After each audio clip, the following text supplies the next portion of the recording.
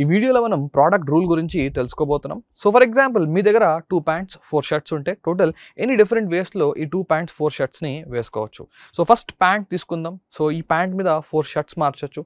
అలానే second pant మీద కూడా 4 షర్ట్స్ వేసుకోవచ్చు. సో టోటల్ ఎన్ని వేస్ అయినాయి అంటే 8 వేస్ అయినాయి. ఈ 8ని నేను 2 into 4గా కూడా ఇమాజిన్ చేస్తాను. సో 2 into 4 అనే 2 into 4 చూసినప్పుడు మ్యాథమెటికల్ ఆపరేషన్ ఏం ఇన్వాల్వ్ అయింది అంటే multiplication.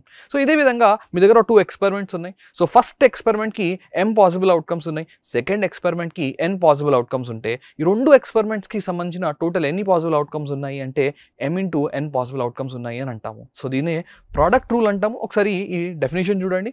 So if one experiment can result in any of m possible outcomes and another experiment can result in any of n possible outcomes, then there are total m into n possible outcomes of the 2 experiments. దీనే product rule అంటాం. ఇలాంటి మరిన్ని videos కోసం మా as online ఛానల్ని subscribe చేసుకోండి.